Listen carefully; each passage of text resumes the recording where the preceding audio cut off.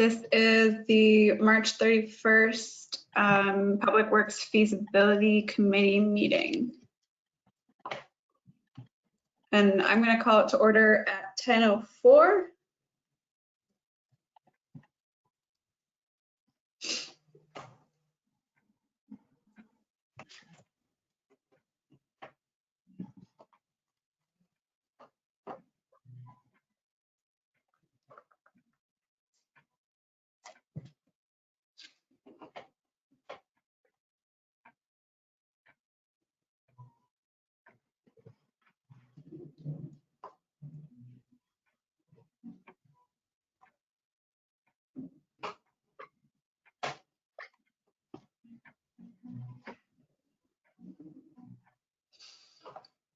And I still don't see. Yeah, I don't John. see John. I do want to be sure he's driving the boat here. Let's see.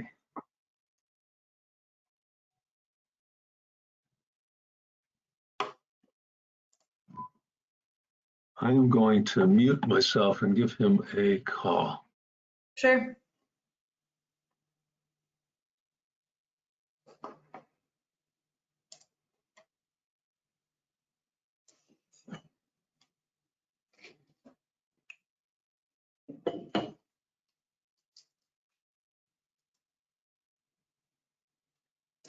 Pete Sanders will be joining in a few minutes. Perfect.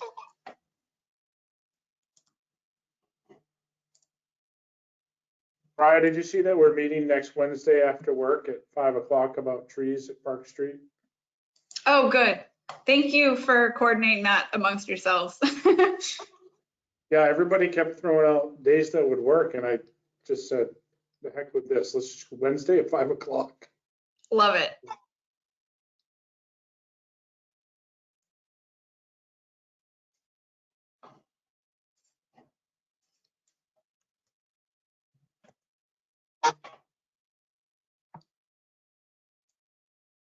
Pete Mallett just joined, I think. Yeah, it's like Pete. John may start by just calling in. He's having some trouble getting on the webinar. Okay.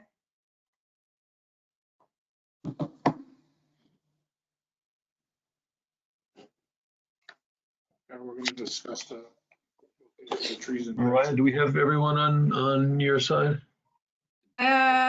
I think we're just waiting for Pete Sanders, and he's going to be on in a minute. Okay. Play area.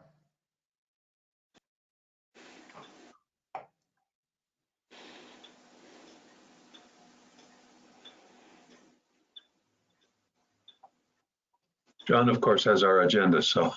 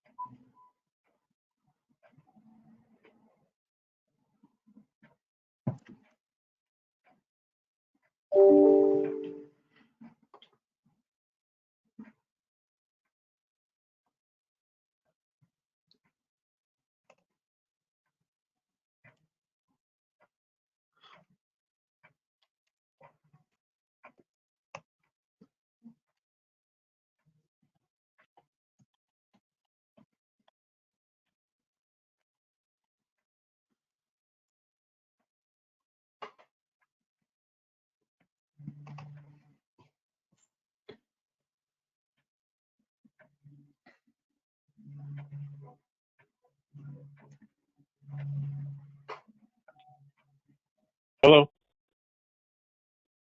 Hello. Here he is. Hi, it's John. My apologies. I'm having technical difficulties. That's okay. I'm glad you're able to call in. You gotta throw your kids off the internet. We just increased our bandwidth, but maybe not enough. I don't know. Every time I clicked on the link, it would download the webinar program and it would never open up. I did it like 20 times. Huh. So I'm not Oh, weird. something on my end. So if you Yeah. suddenly start appearing in triplicate, we'll know why. Maybe. Did Megan and Fernanda, are they able to get on? Yeah, Megan and Fernanda are on, and we're waiting. We have Mariah and Glenn and Peter Mallet, and we're waiting for Peter Sanders. Yep, and Mike's here. I think we can get started, and Pete Sanders will arrive when he arrives. Okay. Yeah, that's fine. Great. Great. So I think, Maybe we'll John, start I by think you're kicking it off. introductions.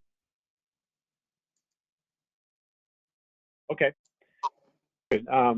Maybe we'll start with introductions. I just heard everyone on the call, but we'll maybe just go around and introduce ourselves. I'm John Como, project manager with Weston Sampson. I met a lot of you out there. I think I met everyone out there beginning of the month. And I'll be in charge of getting the study together for you. With help from others at Weston & Sampson, I'll pass it off to Dan. Sure. Good morning. I'm Dan Tenney. I'm the lead architect at Weston & Sampson. I think I met everyone too, but everyone was in disguise, so I don't know what anyone looks like. But I'm glad to be part of this team, and I'll work with John and Megan and to pull our study together for you. Glenn McCrory, Urban Highway Superintendent. Yes, I was there for the site meeting also. I'm Mike Gordon. I work for the highway and I was there too. I'm Mariah Kurtz. I'm the assistant town planner. I'm Peter. Pete Sanders, wastewater superintendent and water superintendent. Peter Mallet, Capital Planning Committee. I'm Megan Fitzmaurice. I'm an architect with Weston & Sampson. I wasn't able to meet you all, but it's good to meet you all virtually right now. And I'm Fernanda Soterio, and I was there at the meeting. I'm the drop captain. Okay. So when we were out there, we spoke with a lot of people. We walked around. We got a very good sense of the facility that you're in now and kind of the site conditions around the building. And the purpose of today's meeting is pretty much to confirm our conversations and make sure that we have our information correct so that we can put together the program for the new dry storage building.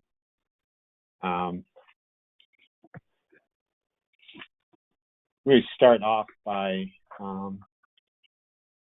just saying that, we think what we saw out there was, pretty impressive in terms of kind of how you guys maintain the building. And, it's not a brand new building, but it has some deficiencies in terms of maybe operations for a highway department.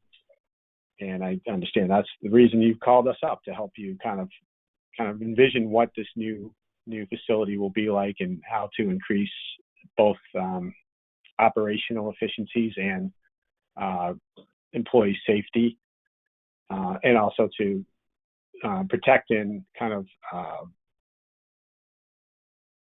give additional life to town assets such as vehicles and equipment by storing them inside.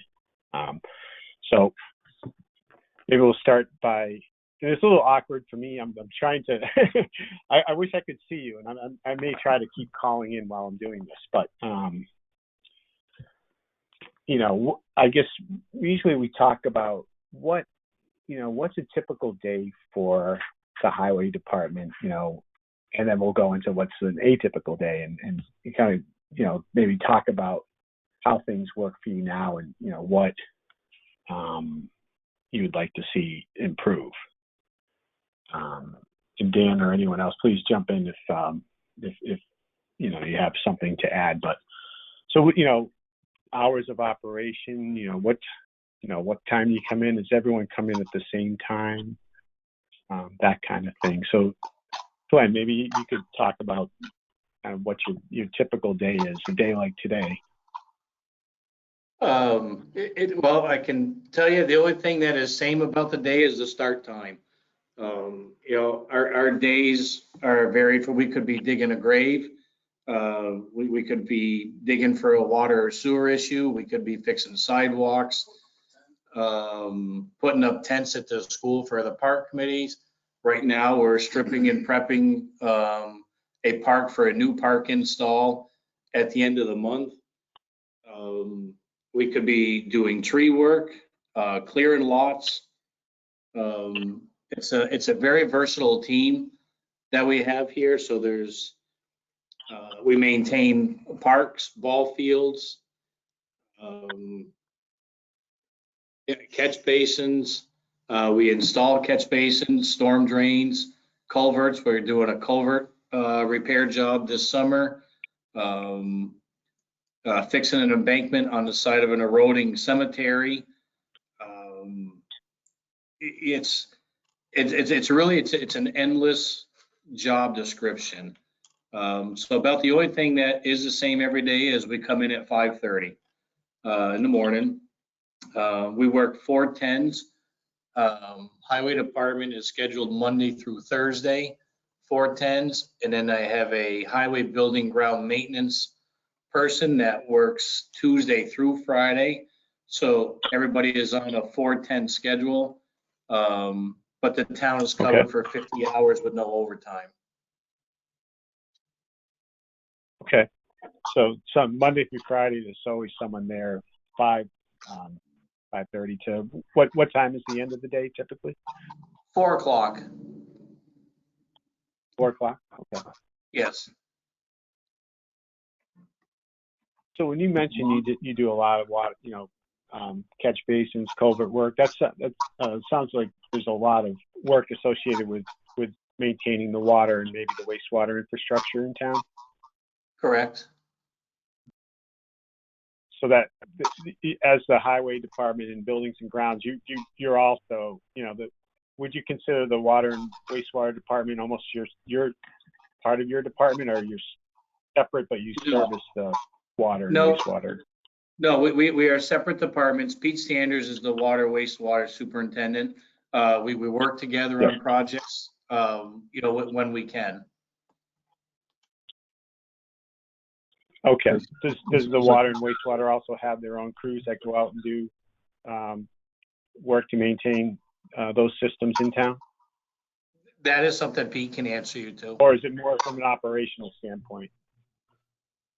It's a little both. Okay. And maybe where's like the typical overlap? I'm just curious to know where you guys do this kind of work that's for.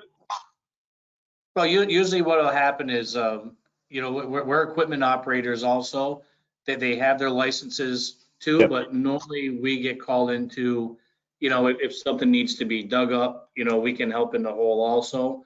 But usually most of our stuff is ground support. Okay. So you'll dig the hole and then the water department will do the work. Or if staff is not there enough for them, then we can assist also with them. And you can assist also. Okay. Yep. How much, knowing a lot of this is probably emergency or partly emergency work, some planned, some not. How predictable is your week's work on a typical week? To do with water and wastewater, that is typically it's an emergency issue. for us. You know, so it's not a plan unless there's a project going on. Right. About 10 years ago, we extended a sewer service in Irving Center that it really only housed, Pete, correct me if I'm wrong, I think it was just Zelensky Field is all that it serviced, and we put stubs off to, I believe, 3 other residences while we were doing that project. Correct. So yes, there is some planned projects, but most of it's emergency. Yeah. You said you had like a culvert replacement, so obviously that's something you can anticipate and schedule ahead of time. But Yeah, culvert stuff, catch basin stuff, that's all scheduled work. got it. Okay. But every day's got surprises, it sounds like, and you're accustomed to adapting to that. And Correct. Yep. Changes, emergencies. Yes, we're very fortunate for the team we have to, you know, to uphold those duties. And I don't know if we mentioned it before, but we have asset essentials, which we use to keep track of work orders and equipment and things like that.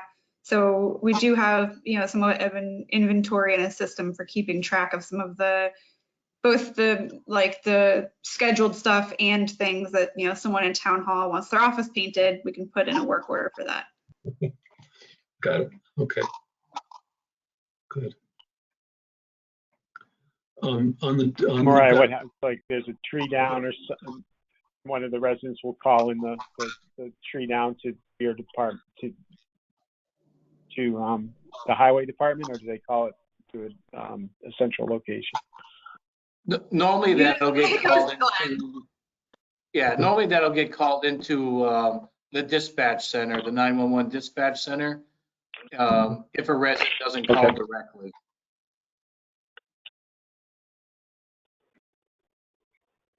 Yeah, one of the things that I think we've been trying to do better, that I think COVID got us off track a little, but we've been trying to use asset essentials more, rather than just sending an email or a call or a text, to keep track of some of these things a little bit better. It's hard sometimes because Glenn answers his phone all the time. So sometimes it's just a word of mouth, hey, so-and-so called about this thing, can you go look at it?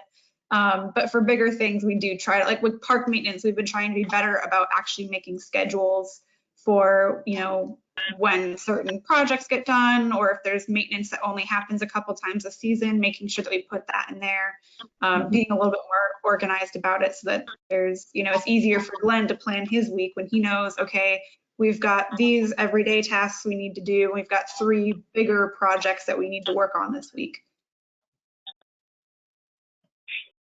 Got it. And, you know, I guess this leads to a question about public engagement at the site, at the highway and wastewater site.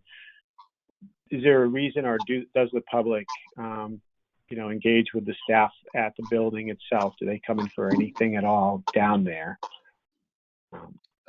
They will, if they have to call ahead of time to drop appliances off. Any of the recycling stuff that is not picked up curbside, you know, they need to call ahead for that, but it's not an everyday thing. the site So is open. how does that? What? Oh, sorry. That's all right, Dan. I was just wondering, how does that work? Do they call, and you said they call ahead? They call you, Glenn, and then Yes. you know they're coming. Yeah, everything is. Certain days and times, or is it just? They have to Okay. call, make an appointment to bring anything down that has to be paid for first. But yeah, so that they'll call me directly. But they're usually paying at town Will hall, they right? stop in at the office? No, they haven't been because of the COVIDs. What they do is they will meet them outside after they set up an appointment, and then take care of their products then. Okay. So they would pay. They'll pay you then. Bring the appliance down to you, or can they pay Correct. on site? No, all money is taken care of at town hall. Okay. right? So you're just basically, you've got an appointment, someone's coming in with a refrigerator. Do they get a sticker or something, but whatever, the transaction's already done. Yes, they bring a receipt with them. Okay, but the site is generally open to the public for brush drop off, right? For compost? in That's the back? correct. Okay, and that's not by appointment, that's just whenever. That's correct. Okay, do you have any issues with that being used by, say, commercial operations that shouldn't be using it? We don't. There was at one time, but at this point, the building has cameras all around the outside of it. So if we Okay. see something out of place the next day, or a Yeah. couple days, if we're out there, then we can review the cameras. And see what it is. Okay, so that's not a big deal. You don't, what we're looking for is any need for site security, gate access control or anything like that, but No, we have it. We have a gate at the top of the road if we need to. If we start having Yeah. problems, we Right. can just close it off and go back to regular business hours. Uh-huh. But that, so far, that's not an issue, so we don't really need to add anything special to the recommendations for that. That's correct. Okay, great. So when that area where the brush drop off and the large recyclable drop off is, we kind of took a walk back there. Is that organized the way that you like it, or would you prefer to have it kind of more set up with like I call them mafia blocks, kind of like material storage bins, or any kind of way to segregate, or does it work?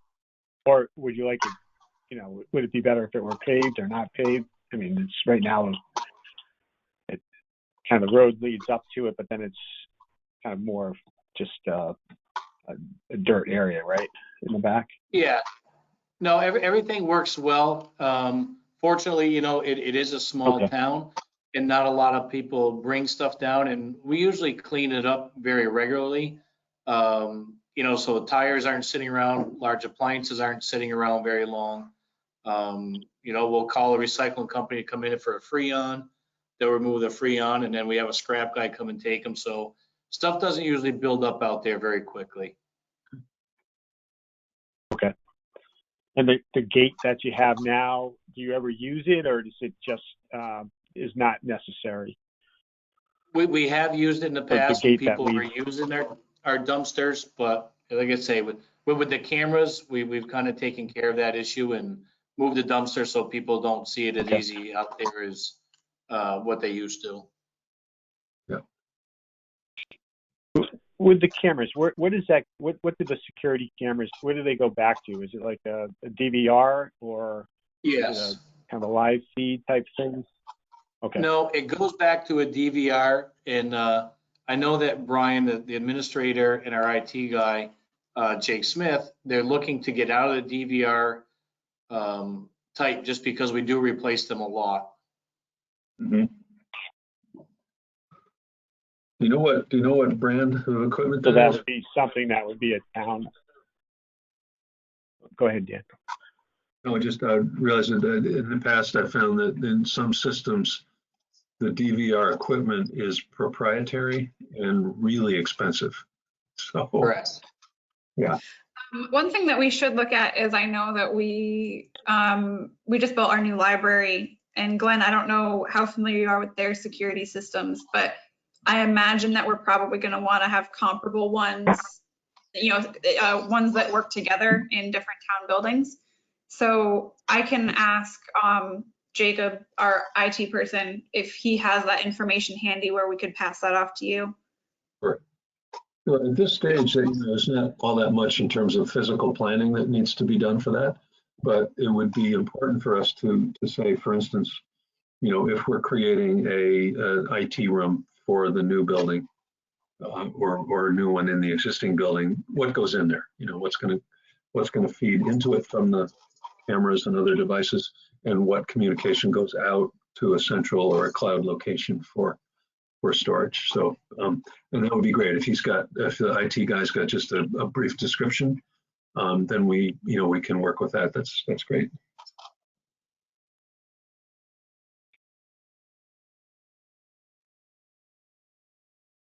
Should we Is there, keep going around the site?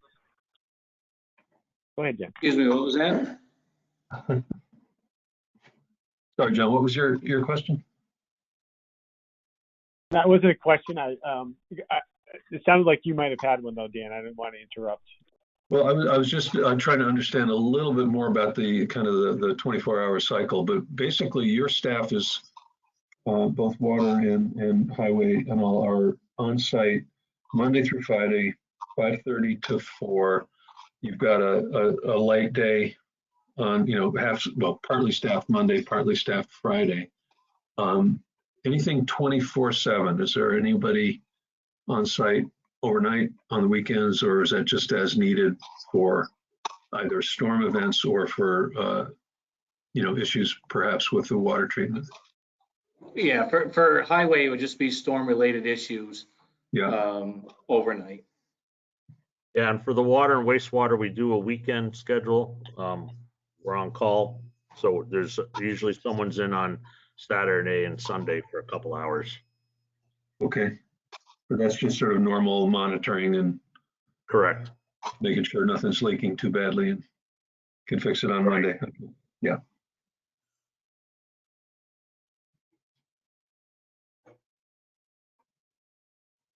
What happens when there is a storm event? Someone, I don't know if it was you, but it might have been someone mentioned that the number of miles of road that you have. And I wrote it down as 19. Correct. Okay, just wanted to confirm that. How many plows will you have out on the road? I know it probably varies depending on the type of storm, but say your average kind of storm event, snowstorm event. You get a lot more than we do, and we're in eastern Massachusetts, but you're in the Berkshires, and I'd imagine that you got quite a bit more snow, and you're out there quite a bit in the winter time. Like this year was, we had some pretty decent sized events. How long does it usually take you? You're out there for the duration? Do you sleep in the trucks if you need to stay out longer, or you have contract plows come in? No contract plows. We handle it all ourselves.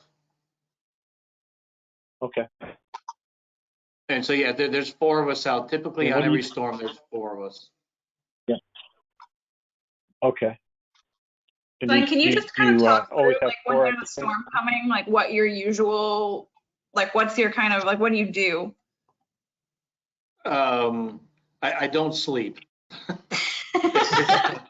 If the storm comes in through the night, fortunately, when the police department is full staff, they'll call us when the roads start to get slippery, because they are up and they are out on shift.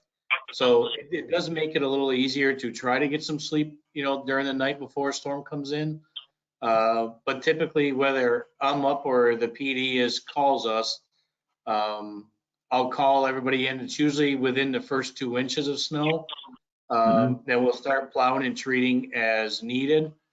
This year was our first year with a treated salt that we would pre-treat before a larger storm, and then wait just a little bit longer before we do go out. So I think we plowed a little less. We used a lot less material this year. But typically, yes, I'm the one that wakes up and checks the roads and then starts calling everybody in. Great. Okay. Glenn, do you anticipate continuing with the pre-treatment? I think so. I think residents are going to be very pleased that the grass belts that they mow in the summertime, that it's not filled with road sand this year. It's not. Yeah, there is really no mess on our roads, grass belts, unless it was off of a sloped road that may have had some washouts or roadsides come out onto the road. Okay. So much less sand and a little more leeway in getting your crews out. Correct. And the roads cleared up a lot nicer too by the end of the storm. Would you anticipate going to brine at any point? I think baby steps. Yeah. I don't. Like I say, it took me a long long enough to get on the bandwagon with the pre-treated salt, because I used to think it was a waste of time and material when I'd seen some of the other towns do it 10 and 12 hours or even the day before a storm with the treated salt when it just blows off the road. So typically at the earliest we've done is like, or the latest we've done before a storm is like 4 hours before a storm. As long as it gets down before the road gets wet, that is when it's best active. That's when it works, right? Like, it's kind of like the brine, right? Yes. Okay. And your salt and sand is, I can't remember just where you store that. You don't keep any here at the. There's none on site. No, it's in between town. It's in the Farley section of town where the landfill used to be. We have a sand salt shed down there. Okay. How do you the trucks and John, we're jumping all over each other this morning. I think we're asking the same question. I know. But I'm curious as to how, when you know you're going to need to be loading sand and salt, do you have a loader at that location, or do you have to drive it down the road? Yes, the loader is left at the salt shed all winter. Is that the one that's at Maple Ave? Or Moore Street Yes. and Maple Ave? Maple Ave, yep. Okay. How far, I'm just curious, how far away is that from the wastewater and highway building? About 3.5, 4 miles. Okay. And the plan is to keep everything at that site. The salt shed is going to remain there. There's no plan to bring that back or bring it onto the highway department site. No, and I think a lot of that reason, and Pete could probably answer better, because of the well is down there, the well house is down there at the plant, so there won't be. Okay. And it's actually very centrally located between the two different ends of town. So myself and Mike plow like the Irving Center side of town. So for us to go all the way back to the western side of town, down to the highway garage, it's a lot of wasted road miles and time.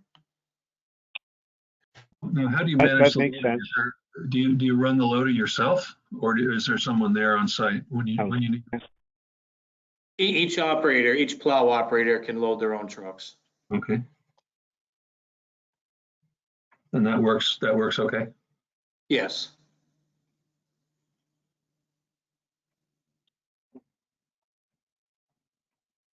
What do you do when, for an extended event, like 24-hour or longer? Do you stagger breaks for getting some sleep, or do you just not sleep? I guess it depends on the storm. There's been many storms that we don't sleep, or you take a quick 20-minute, half-hour nap in your truck. We're fortunate enough to have the senior community center. They have very comfortable reclining chairs.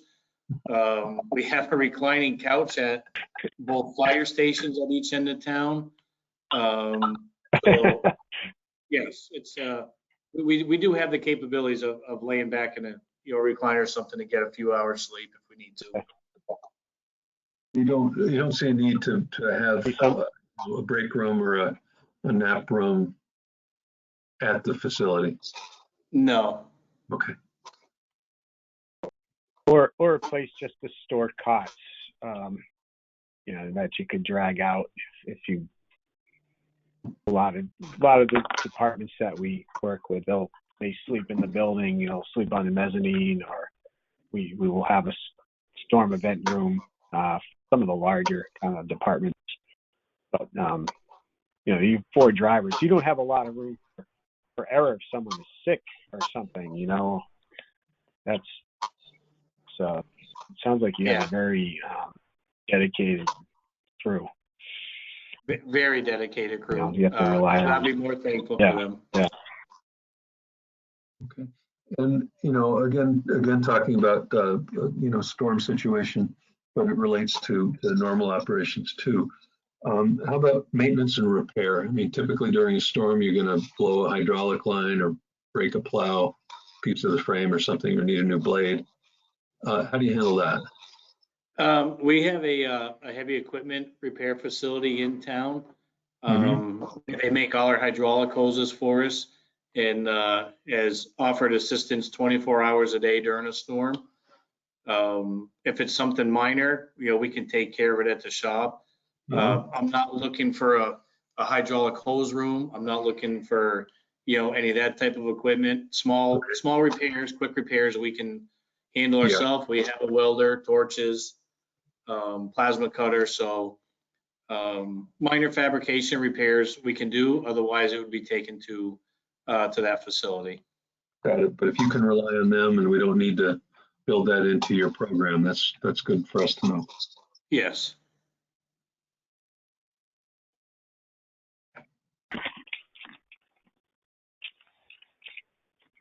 We got from the town the equipment list, the total equipment list, including like what's designated as buildings and grounds and highway and other departments.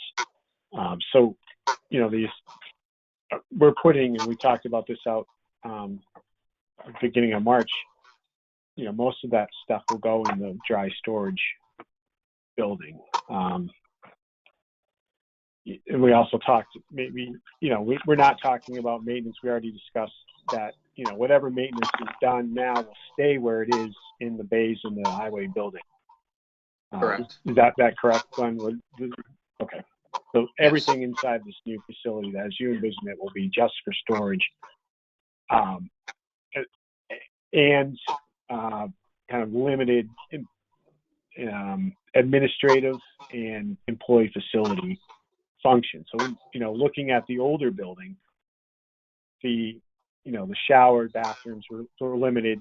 The break room served multiple purposes. It was the break room, probably your conference room, training room, plan room. Would you want to kind of have a larger room as part of the new facility that relieves some of the pressure on that space? That was adequately sized, train for mustering and so forth. So, yes, I think it would be a good thing to have in the new building along with the offices. If for financial reasons or room reasons that it cannot be there, our new library has conference rooms, training rooms that could be used. The senior community center has larger rooms that could be used also. So would it be nice to be on site? Yes. If it doesn't happen for multiple reasons, we have other buildings, town buildings that we could use for meetings, trainings, for that. Understood. Yeah. It should, would it be, we're definitely adding bathrooms and new shower, kind of like locker facilities. At least that's what, maybe we should talk about that. We need to add bathrooms for sure. Yes, it's a new building, because of Massachusetts plumbing code. Yep, if the offices are going down there in that building, then yes, we need to have separate bathrooms, with shower facilities. I think with both of them right now we have a building ground maintenance. We have two women. One is our full-time custodian for all the town buildings, and then we have another woman that does our building ground maintenance and custodial for the senior community center and the library, that uses the custodial's van and equipment on Fridays. So God forbid there's a spill of chemical or whatever, that she would need space down there also. Understood. Yes, definitely. I understand the whole unisex bathroom thing, but I don't think we could have a unisex bathroom just with one shower. I don't think that's fair to anybody. No, I agree with you on that, and it's a hard sell as well. we've been to many plumbing board hearings where the client would try to get us to go with that as a variance, and it doesn't always work. It really depends on the setup. You could probably get away with it because you have existing facilities in the building now, but it's not ideal, and I agree. I think it's not a tremendous expense to provide separate facilities. And looking forward, the next 50 years, I think the distribution of men and women in Department of Public Works facilities and so forth is going to even out more than it is now. So I think you should plan for the future too. You already have women on staff, and yeah, so that's the right move. Yeah, and we certainly wouldn't recommend. We do have. Wouldn't recommend counting on getting a variance from the plumbing board. They don't like to do that. A lot of work in a crapshoot, and it really depends on how they feel on that particular day who you talk to. Yeah. Plumbers they don't like their feeling is that more plumbing is good plumbing, so that's we get sort of stuck there. But other departments will have a very uneven distribution of men and women. They'll have 50 men and maybe 1 or 2 women. So we don't always size the facility, the locker rooms equally, because we can say based on the kind of traditional distribution of men and women, we're not going to give 5 shower stalls in each bathroom if they're not supported. So we can usually win that argument. I don't think it's necessary here. It's a smaller department, but just as an example. I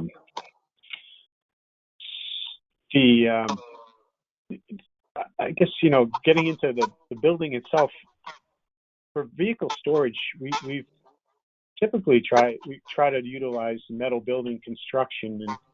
And I don't know what your thoughts were on that. The way that they're built today is we can specify them so that they're, a 50-year plus building, well insulated, well structured, and the frame system allows for an open space and the ability to kind of customize how you use the building and allow you to change how you use the building in the future as well. There aren't any interior columns you have to kind of work around. Is that something that you were thinking of, or did you have some ideas about how you wanted this building to be constructed and of what types of materials? As for materials, I'm a big maintenance free or low maintenance, whether, in the financial part of it also, whether it's a block, a steel, a combination, whether it's wood frame, as long as it's a very efficient building, user-friendly building. Yes, wide open spaces with no columns would be ideal. Glenn, I'll send you some photos of some recent projects that we've done to give you an idea of the different kind of styles or types of buildings that we've programmed and built or designed. Okay.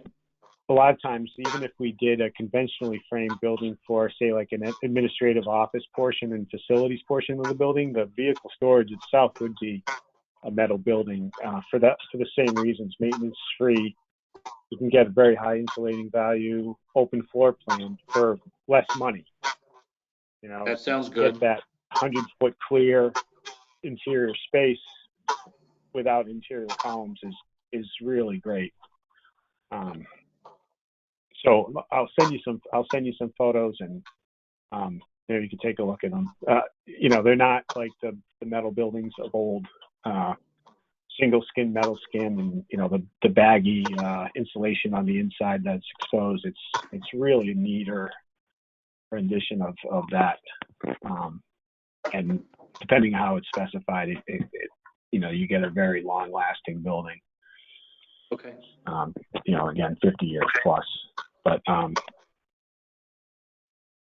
we can also add materials that will improve the durability at the ground level. A lot of times we'll pour the concrete stem walls up on the inside of the building high enough so that you're not going to damage the walls by hitting it with plow or brushing into it, where normally a metal wall panel you're going to take it out.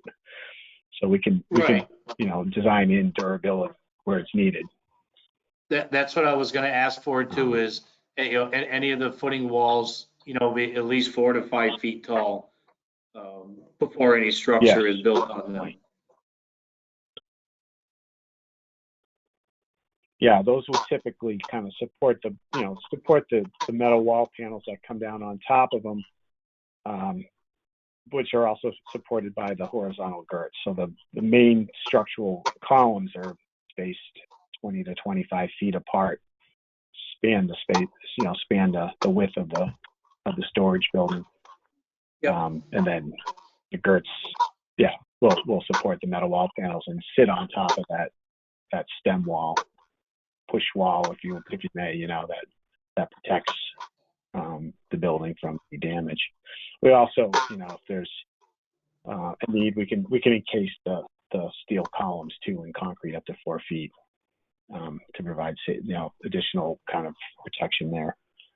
Okay. Put bollards up at all the door openings, overhead door openings. You mentioned 18 foot. That's a good size. You can get anything in there with even with a wing plow in that size opening.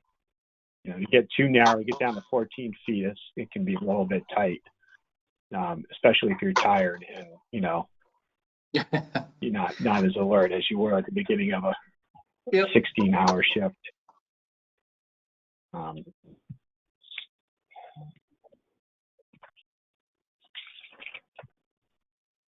No, I know we done a didn't. lot of talking.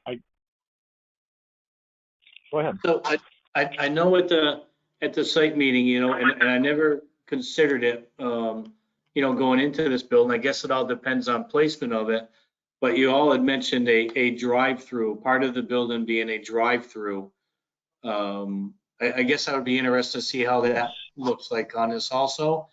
I don't think I'm necessarily looking for, I know you had mentioned it in design buildings where you pull in one door and you pull off to the left, you pull off to the right.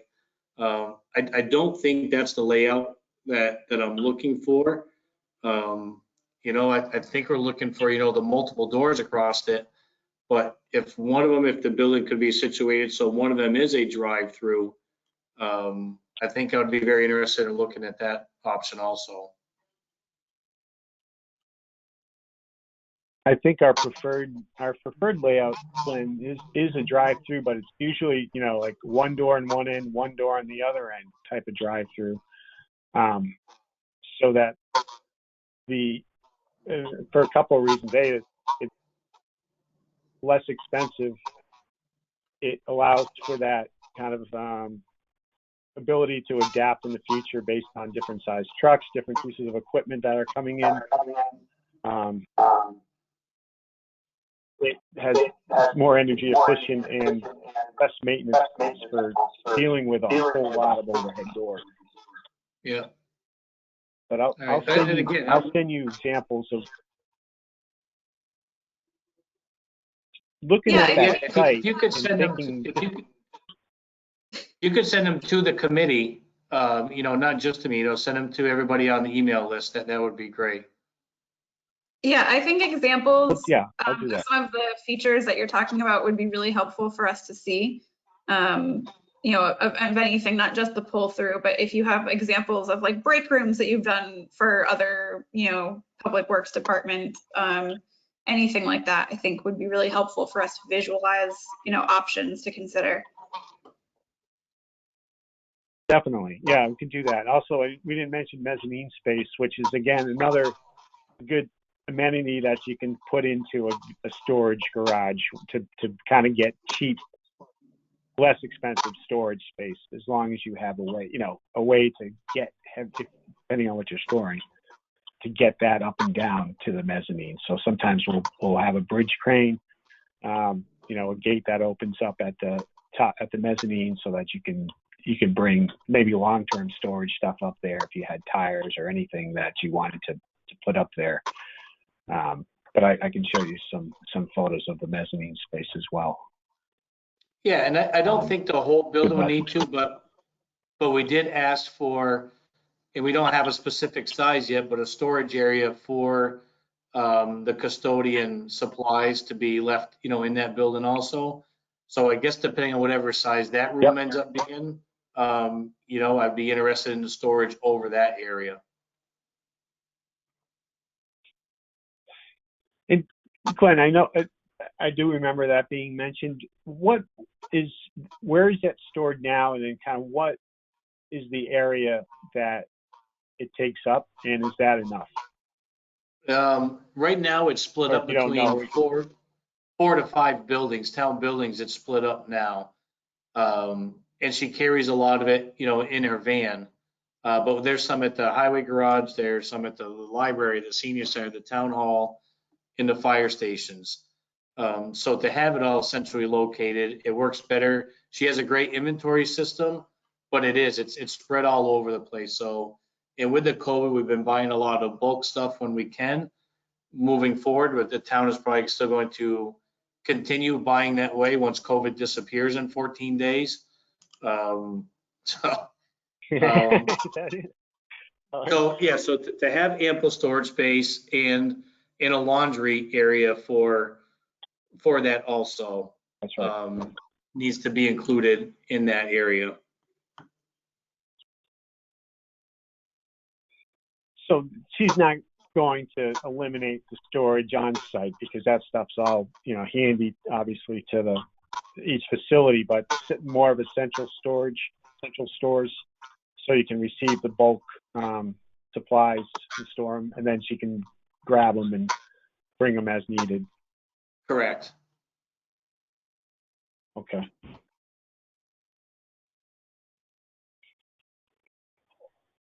Any other kind of like town storage requirement that isn't part of the highway department necessarily, or the water wastewater department that you can think of? Well, we had talked, Pete and I had talked about a pipe rack, if it's good, an undercover pipe rack outside. Right now we have a building that's down on the end of Maple Ave also that is housing drainage pipe in it, water pipe, some sewer pipe in it, that we're hoping to clean out when this building is done and be able to park the loader in there in the wintertime, because right now the loader stays in the sand salt shed and it just wreaks havoc on the, on the loader being sitting in there all winter long.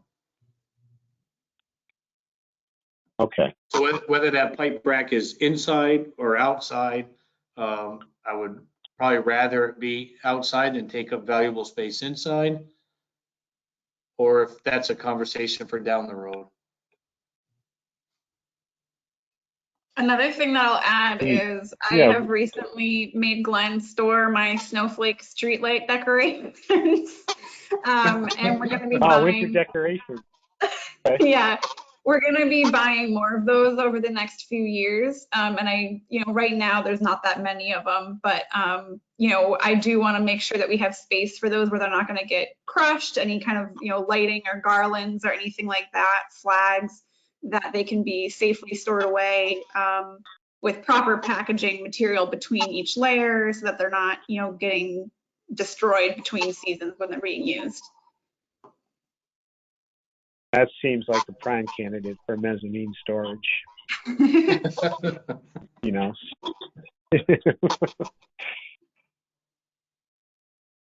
with room to grow. Okay. Back to the pipe rack. How long are the pipe sections typically? 20 foot. Or what's the longest part? I believe the longest is 20 feet. I would agree. And what about what about diameter? But probably the largest we keep on hand, I believe, is 8 or 10 inch. Okay. We have up to 18 and 24 foot or 24 inch drainage pipe also, but that's not normally left on hand. That's usually whatever's left over from a job. What do you do with that usually? It's left outside for the raccoons and skunks to build houses in. Habitat.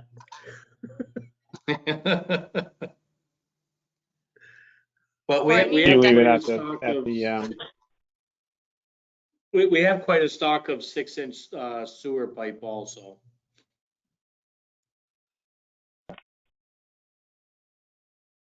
20-foot sections? Yes.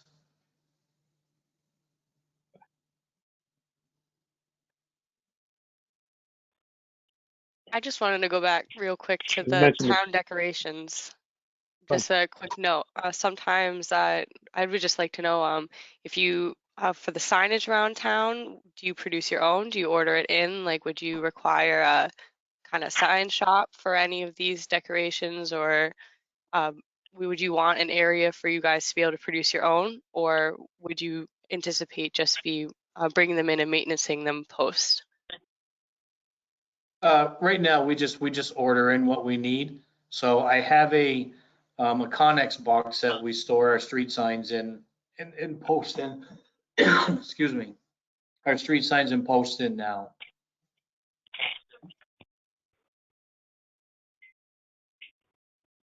But Yeah, any and new for the street signs you order. decorations, the decorations are just ordered, you know, from a catalog, and it's just the storage. All right, thank you. Thanks, Mark.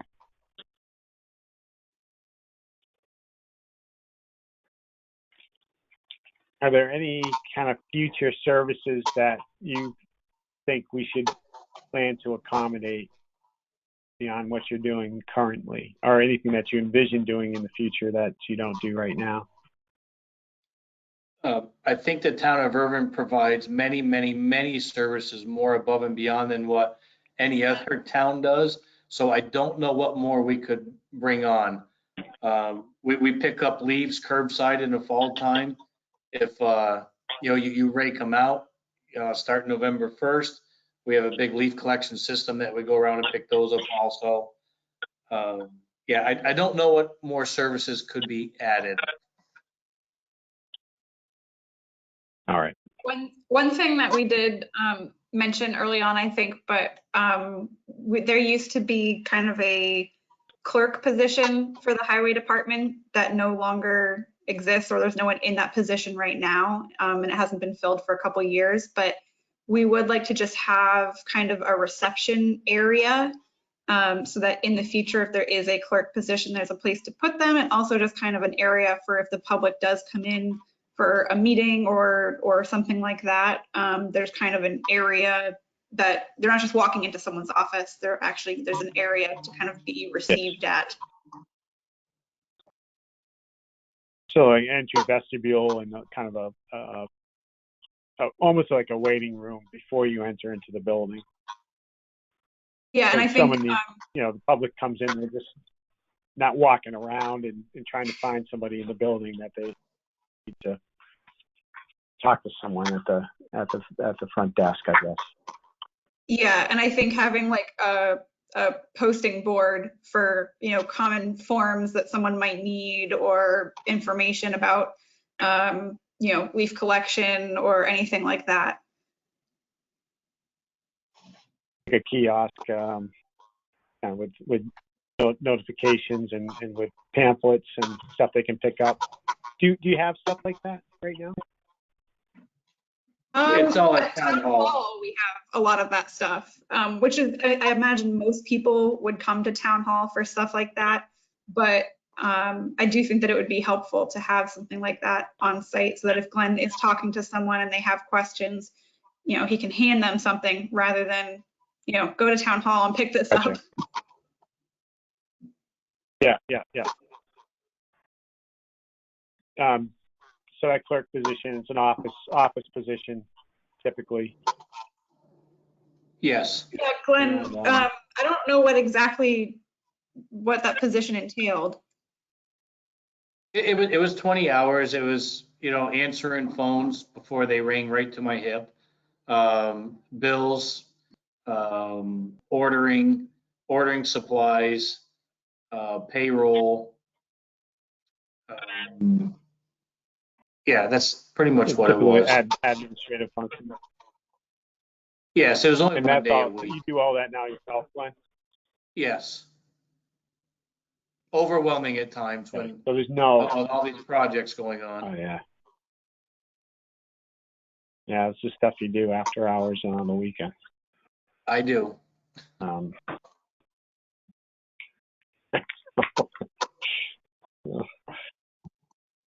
So that's right now, we've got you, we've got a couple equipment operators, laborers, and this is from Mariah's email. I even have, I think I have the names to each of the positions, but 1, 2, 3, 4, four in highway. Is that correct? There's 4 people on highway, a full-time janitor and a full-time building ground maintenance janitor. So yeah, 6 of us. And then there's the 3, the water, wastewater. And one, I see one proposed potentially of maintenance labor for water and wastewater. Correct.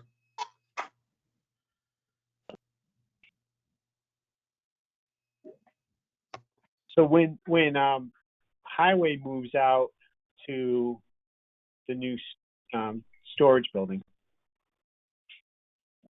I probably want to talk about what,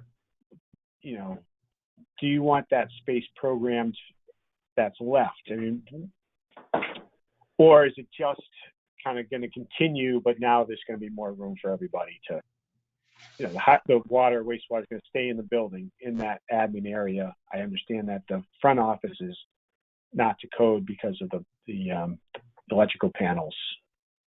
And there was some talk about the desire to kind of activate that front door or potentially build onto that front door so that that front area.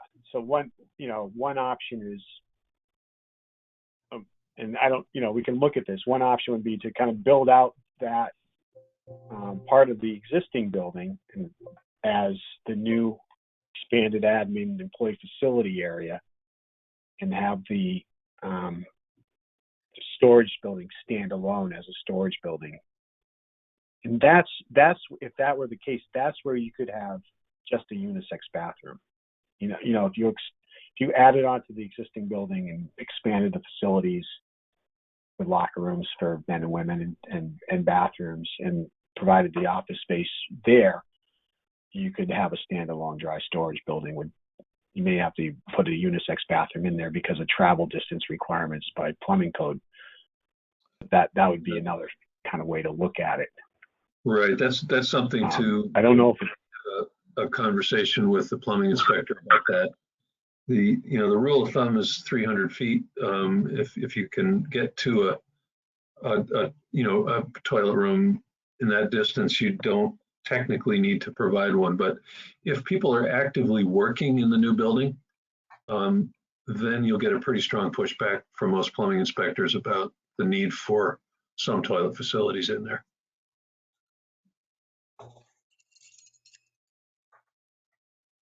So as a result of kind of putting this information together, we're going to come up with, the suggested square footages for each of the program areas.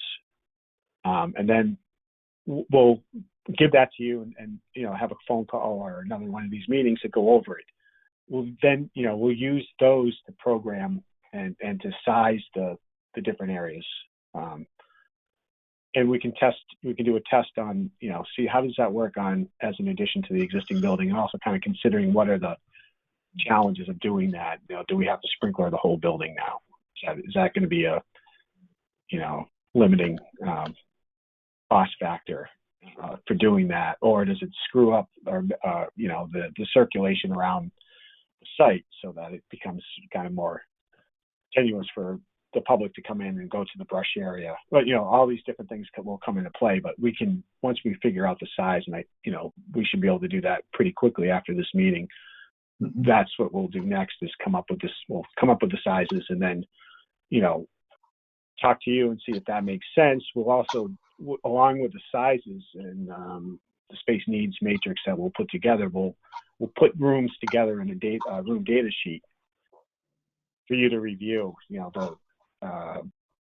The size of the storage is going to be this many square feet. It fits all your vehicles. It has space on the mezzanine for the storage of seasonal kind of decorations and long-term storage, that kind of thing. And then you can tell us whether or not, now that it looks more real and you can see the space and you can see what's in it, you can tell us what is missing or what you don't need that we put in there, so that we're not just going with our assumptions, that we're going with your feedback on that.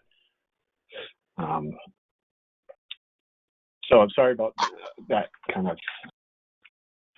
diversion, but I don't want to miss anything. I know that we said an hour. I think it's going to take another maybe 15 minutes to finish up. Is everyone okay with that? Yeah, Sure. fine. Yep. May That works. Yeah. may I ask Okay. a question? This is Peter Mallet. May I ask a Okay, question? good. Yes. Go ahead, Peter. When this was brought forward to the Capital Planning Committee, it was brought forward as a storage shed. And I understand the scenarios that's happened with OSHA, with the panels and everything. This thing is starting to grow by leaps and bounds. And I'm just kind of wondering, what are we looking at cost here? Because I don't think we're going to know that, Pete, until after they come up with a design. well, I understand that, Glenn, but I remember when this was brought forward as a storage building, and now we were putting in, you're going to put in plumbing for sprinklers, and now you're going to put bathrooms because your offices are going to be in there and everything else. It's just like, I'm just kind of curious because the original planning came in around about $500,000, right, Glenn? That was a few years ago when it was first brought up. But for square footage reasons, it's probably going to have to be sprinklered, whether it's just a dry storage building or not. And then with the whole office issue from where it is, yes, I knew this was going to turn into more than just the dry storage building that it was initially intended on, a few years ago when I brought it forward. So I agree. I have the same concerns you do, Pete. I'm just looking down the road because, of the cost factor and everything else here, because, there's a lot of projects going on in town here and it could take a while to get funded. I understand it now. I know we're up against a big project right now also. But I was told to move forward with this, and, so that's what we're doing. We're gonna need a price, at some point. So we need to get through this part, the design, and, then a price, and, then go from there, Pete. And prices go up every year. Oh, That indeed. they do. That's why I think I was told during that last meeting that we don't want to keep putting projects off because of, these larger projects are just going to get more costly. Yeah, they Yeah, do, and actually the smaller ones get even more so because you got certain overhead costs that a contractor brings to a project, and whether it's 5,000 square feet or 10, their costs are kind of fixed, and so the smaller it is, the higher the per square foot cost. But just to speak to the concern about this, becoming a bigger effort than you had originally been thinking about. What our job here now is to listen to you as we've done today, and we'll continue to, and come back and say, this is what we think you ought to have as a recommended facility with all the rooms, all the functions, all the spaces that would, in our from our expert and experienced point of view, be optimal for the facility. Now, and that's what I kind of call the dream house effect, because we lay out ideally what would be the very best facility for your operation as we understand it. Now, from that point forward, we start to look more at reality, and the reality comes in the form of what can be practically accommodated on the site. There may be space constraints or offset zoning constraints or soil conditions or just plain circulation that doesn't allow us to build what we think we might want to. And budget will come in, and we will develop a scope of work that will fit your budget. It may not include all the pieces that we identify in this initial programming stage. So we're not trying to push an uncomfortably large facility at you, but we want to show you what we think you will, what would be best from an operational point of view to begin with, and then we will dial it back to an appropriate, affordable package. And it may include work that is deferred. We say phase 1, do this, and then plan for phase 2 or 3 or 4, whatever the funding reality looks like for you. And the reason we do it that way is so that you don't do something now that's going to make it harder to add things later. So we want to plan the whole thing and then bring it back to a budget friendly scope for the first implementation. And some of the factors that we just mentioned are ones that we have to work around, and because of code and statute, sprinklers become a big one. Now, they're not hugely expensive, but it's a significant line item. If we add to the existing building, we will probably trigger the need for sprinkling the whole thing, regardless of what we put into that new space. That's because there's a sprinkler law that supersedes the building code. So we aren't really grandfathered in anymore these days. If we build the new building that has more than, I think it's 5,000 square feet of vehicle storage, and it's defined as storage for commercial vehicles, which is anything 10,000 pounds and up, you got to sprinkler it, plain and simple. That's in the building code. And those are things that we'll just have to, keep an eye on as we go ahead. And these are all things that I was anticipating, was going to happen through this process also, Daniel. So I appreciate the explanation of that. One last question. Would you be in the consulting firm at all, and the prices have gone through the roof due to COVID with building materials? Do you see any reductions coming, or is this going to be the standard now? Oh, this is the crystal ball question, and I just had this conversation with our cost estimator yesterday, and we've seen a roller coaster ride over the past 3 or 4 months, and 3 or 4 months ago we thought prices were low. We saw some very competitive pricing, and then more recently we've seen some competitive and higher pricing. A lot of interest from contractors, which usually means you get good, sharp pencil pricing. But those numbers are high, and they're high because of uncertainty about materials and supply and transportation, and the cost of certain things has gone up crazy high, lumber in particular, which fortunately we don't use very much of in the kind of facility we're talking about for you and for most DPWs. But the overall construction materials market is somewhat out of control right now, partly because of plain old price hikes. And we see that in lumber, we see it in steel to some extent, though not as extreme. But there's a big uncertainty factor because, there are slowdowns, shutdowns, disruptions. Large boats get stuck in canals and suddenly the world, no, it actually has an effect because it kind of reverberates through everything else. And for all we know, there's a shipment of galvanized framing anchors in 24 of those containers on that ship, and suddenly, the builders can't get certain things, and they don't know. The contractors don't really know what specifically is going to be affected, so they're pricing stuff with a big contingency right now. Now, I think as the year progresses, as the vaccine rollout succeeds and things stabilize, we'll see some more predictability there. We are not going to get any relief from the normal background, escalation in prices, which is, anywhere from 4.5% to 6% a year, depending on how you look at it. That's going to keep marching along in the background, no matter what we do. Whether we're going to see the spikes even out, How long that's going to take, I can't really say, and our estimator won't say either. So everyone's watching to see. So with that being said, how long are quotes typically good for nowadays? By law, a public bidder has to hold their price for 30 days.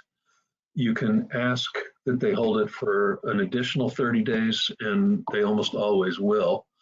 I think it's optional, but it's very common. For instance, we do a lot of projects that go to town meeting for funding. So we'll get a bid in hand, 35 days before or 30 days before a town meeting. We'll go to town meeting for approval of the funds, and it could take another month anyway to get a contract or even a formal notice to proceed. In most cases, the builders don't have a problem holding their price for that additional 30 days. But 30 days is the minimum under state law. That's what I thought. Thank you. Yeah, and typically what they're going to do is they will project their prices forward to the midpoint of construction, and that's where the uncertainty comes in. You just don't really know what the market's going to do in that time. I think one thing that we'll have to our advantage is that we don't have a quick construction timeline on this. In terms of like a lot of school projects, I know their prices are being jacked up because if you're requiring that someone get materials in 30 days to finish a project before school comes back, people aren't sure whether they're even able to get those materials. So I think, given that our construction's a couple years out and that we're not going to have, we already have our offices spread out throughout town, there's no pressure to get it done within a certain amount of time. I think that will be to our advantage. Yeah, and one thing that we will do is as we get closer to an agreed upon scope of work, we call it the basis of design. This is going to describe what it is that you're going to build, and that would include phasing. If we say that for budgetary purposes we're going to just build one thing first and then plan to do other parts of it later, that's all going to be in that kind of report basis of design document for you. But we will talk with our cost estimator and other contractors that we work with and try to project when the best advisable bid schedule would be for you. And it may be the more traditional time, which is sort of mid to late winter. So you put things out, you bid them, get them ready for construction in the spring. That may change a little bit depending on how the markets are shaking out. It might be better to bid things earlier so that some of that uncertainty about availability of materials is a little, the contractors have a longer time frame to deal with it. It's kind of, it's a little bit uncharted territory because the things affecting the market are not what we see in the normal cycles of inflation and recession and economic growth.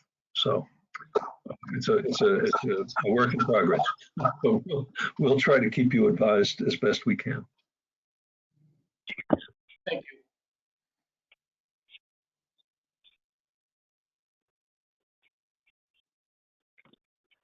Yeah, I think lumber has gone up almost 80% year over year from last year to now. Crazy. That's crazy. I was going to build some planter boxes, and I may have to build them out of I don't know what. You're going to have to steal the wood, John. Concrete. I have to cut some trees down, mill them myself. You have to do what Jeff Alberti did when he was a kid to build his projects. He would steal them from the DPW yard. Perfect. Yeah. So is there anything else that you all need from us today?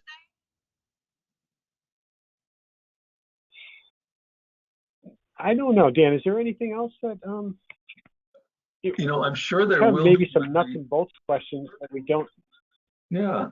Have to ask I had today. a question that may have been answered. I apologize. I had to drop off the call for a bit. About quarter of 11. I'm not sure if you talked about any, I was just looking through the photographs from our site visit, and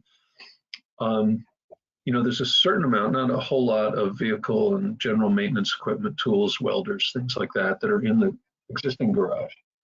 Are we thinking that stays there, or would that move over to the new building? Oh, I'm sorry, what are you looking to see if it'll move over?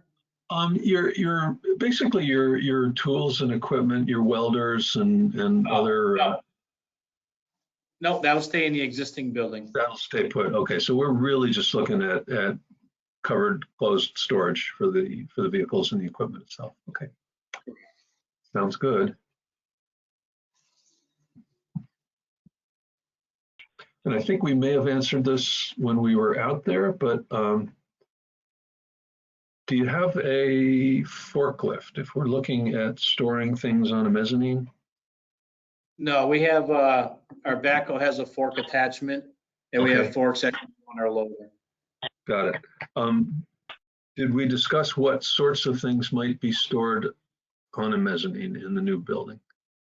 Everything We that did. Mariah orders or that goes on our Okay, you're way ahead of me then. Okay, I just want to make sure we capture whatever's needed to get that stuff up and down. Could be a monorail, could just be an opening on the edge that the forklift can access. No, I'm thinking just stairs. Anything that's gonna be put up there wouldn't be that heavy. It's just gonna be whatever Mariah orders for our street lights. They're penguins, polar bears, snowflakes. Oh, that's okay. Okay. A weight limit now. Just leave it up all year, Yeah, the residents would love that. A lot of places do that, right? Oh, with LEDs now, you can program the lights to change different colors per season. So you could leave them up. True. Red, white, and blue polar bears for July. Right. Perfect. Okay. Thanks again, everyone, for. Yeah. Okay. Go ahead, Dan. No. I'm all set. I just wanted to thank everyone for making time to meet with us today, and thanks for all your kind of being so helpful with all the information. I think it's going to benefit the program. Next step is to kind of come up with the square footages and the room data sheets that we'll get off to you. Jim mentioned we're still in the process of trying to get our survey crew out there. So Glenn, I'll be in touch with you about that to make sure that we coordinate that effort, so it's convenient for you on your end. And Peter, there is a cost estimate portion of this too. So as we're going through and developing, we're going to we'll add costs, not just at the end, but as we're going through. So at the schematic design level, then we'll have a cost estimate that will kind of help illuminate where things stand. Okay. How long should we expect this kind of next portion to take? Will it be kind of a few weeks of you guys working on the programming? I think probably a couple of weeks, Mariah, for that. The hope is the survey crew will get out there in the next couple of weeks concurrently, and then maybe we could set up another meeting time right now, and say 2 weeks from now, and just to keep the process moving along. If it works, and what we would do is get you the information in advance so that you'd have time to, we could say a week from Friday that we'll get the space needs and the room data sheets to you, and possibly the following Wednesday that maybe we can meet again if Wednesdays are a good day for everyone. So we're looking at, and, it could be a call. The 14th, is that what we're talking about? April 14th? I can get my webinar to work by then. Or the 21st? Yeah, 14th or 21st, either one, whichever works best. I have a class on the 14th. We can, All right, how about, does the 21st 21st it work is. for everyone? Yeah, on the 14th, I have a class from like 10 to 12. So if I can do it after that or before. Why don't we just plan the 21st if that works, because that'll give everyone some extra time to review anything that they get to us. Yeah, the 21st works for. That works from for the- us. That'll work. All right, at 10 a.m. Yes, Sure. please. Brian, can you send out the fancy calendar reminder thingy? I can. Because that works really well for me. Oh, good. Okay, yeah, I can definitely send that out. Thank you. So will we have the pictures of your other facilities that you've done to, look them over so we can discuss those at the next meeting too, whether that's something we think will work for us or not? Thank you. Absolutely. I'll try to find kind of an appropriately sized building that we've done recently, similar to kind of maybe what we're looking at here. I'll send a few different types of examples over Perfect. and highlight the kind of the amenities that we're looking at for sure. I'll do that over the next couple of days. We don't need to wait that long to get that together. And I'll send to the entire committee. Great. All right. Great. I have another thing to get to. So if we're all good, I make a motion to end the meeting. Second. All in favor? Aye. Aye. Excellent. All right. Thank you all so much. Yes, thank you all. Thank you. Be in touch soon. Thank you very much. Yep. Bye. Goodbye.